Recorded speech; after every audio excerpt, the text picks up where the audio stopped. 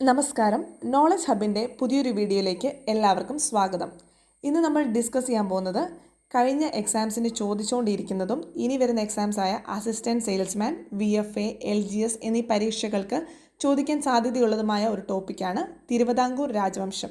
ആ ടോപ്പിക്കിൽ നിന്ന് കുറച്ച് ചോദ്യങ്ങളും അതിനോടനുബന്ധിച്ചുള്ള ഉത്തരങ്ങളും നമുക്ക് നോക്കാം. ഒന്നാമത്തെ ചോദ്യം, 1741 കുളച്ചൽ യുദ്ധത്തിൽ മാർത്താണ്ഡവർമ്മ പരാജയപ്പെടുത്തിയ വിദേശിയർ ആരാണ്? ഉത്തരം ഡച്ചുകാർ. തിരുവിതാംകൂറും ഡച്ച് ഈസ്റ്റ് ഇന്ത്യ കമ്പനിയും തമ്മിലുള്ള യുദ്ധങ്ങളുടെ ഭാഗമായി 1741 ഓഗസ്റ്റ് 10 നടന്ന പോരാട്ടമാണ് കുളച്ചൽ യുദ്ധം. നിർണായകമായ ഈ യുദ്ധത്തിലെ തോൽവിയിലൂടെ ഡച്ചുകാർക്ക് ഇന്ത്യയിലെ കോളനികളുടെ ആധിപത്യം നഷ്ടമായി. ചോദ്യം 2, കുളച്ചൽ യുദ്ധത്തിൽ മാർത്താണ്ഡവർമ്മ പരാജയപ്പെടുത്തിയ ഡച്ച് കമാൻഡർ ആരാണ്? ഉത്തരം ഡിലനോയ്. 3, മാർത്താണ്ഡവർമ്മ തൃപ്പടിദാനം നടത്തിയ വർഷം ഏതാണ്? 1750. നാലാമത്തെ ചോദ്യം, ഹിരണ്യഗർഭം എന്ന കിരീടധാരണ ചടങ്ങ് ആരംഭിച്ചത് ആരാണ്? ഉത്തരം മാർത്താണ്ഡവർമ്മ. 5, മാർത്താണ്ഡവർമ്മ ഇളയിടത്ത് സ്വരൂപത്തെ തിരുവിതാംകൂറിനോട് ലയിപ്പിച്ച വർഷം?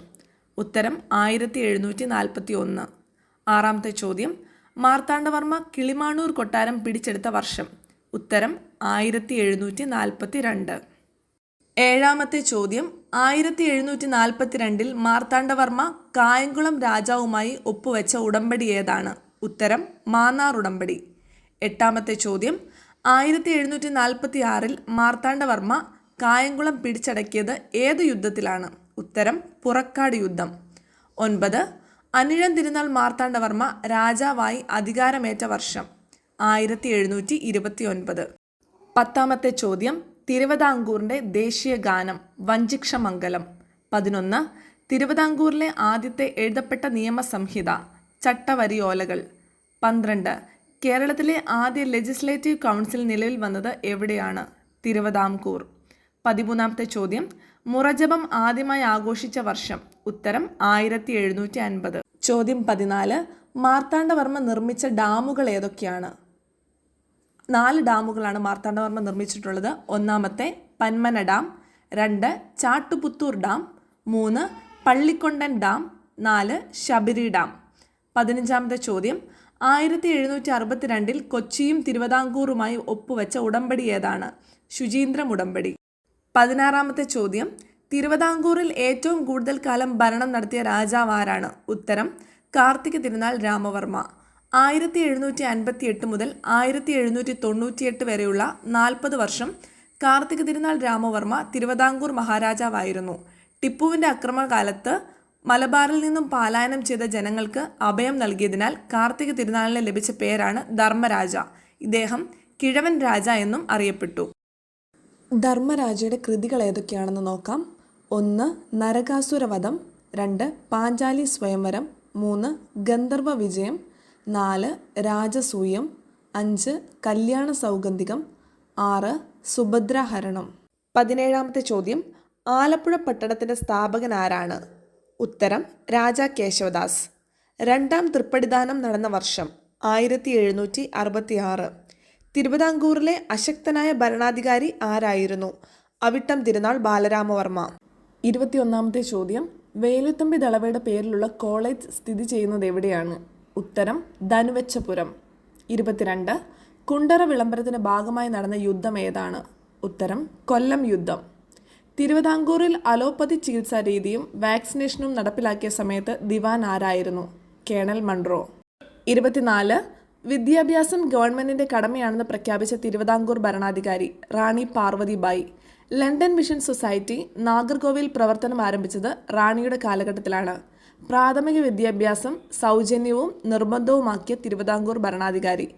ആലപ്പുഴയിലും കോട്ടയത്തും പെൺപള്ളിക്കുടങ്ങൾ സ്ഥാപിച്ച റാണി. തിരുവിതാംകൂറിൽ കയറ്റുമതി ഇറക്കുമതി ചുങ്കങ്ങൾ നിർത്തലാക്കിയ ഭരണാധികാരി?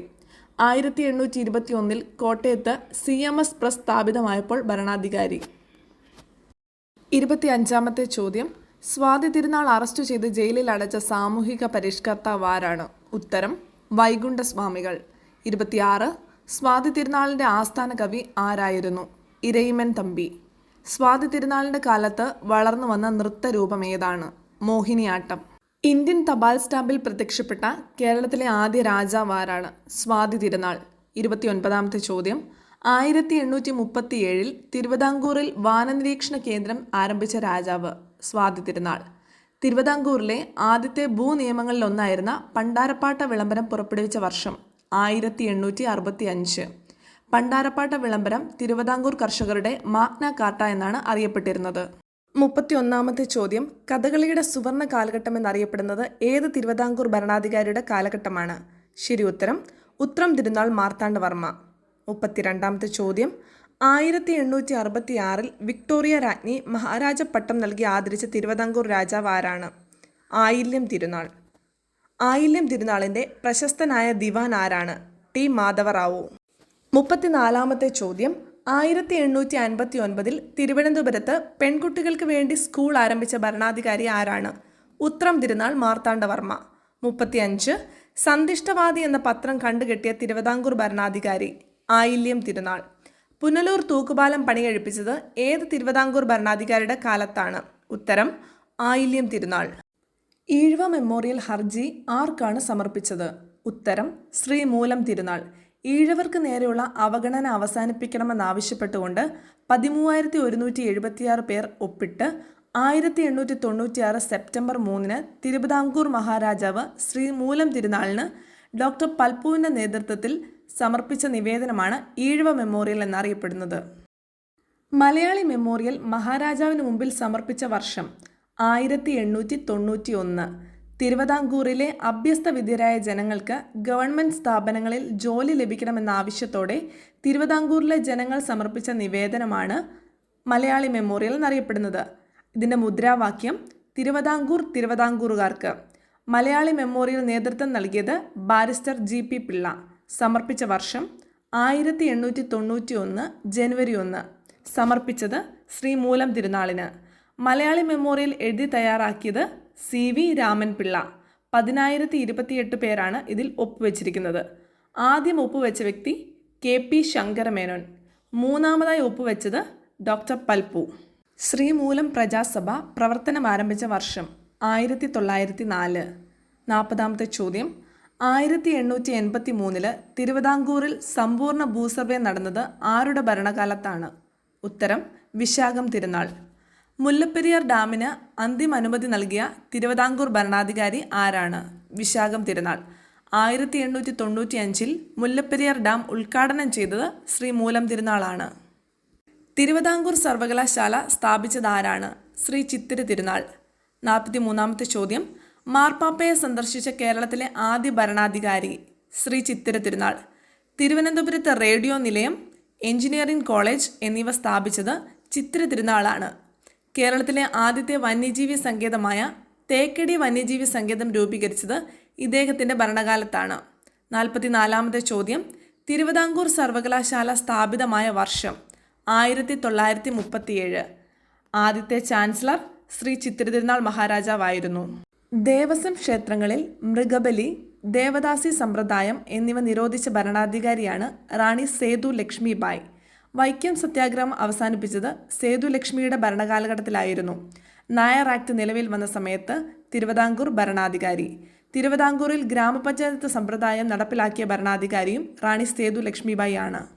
46ാമത്തെ ചോദ്യം, തിരുവിതാംകൂറിൻ്റെ വ്യവസായവൽക്കരണത്തിൻ്റെ പിതാവ് എന്നറിയപ്പെടുന്നത് ആരാണ്?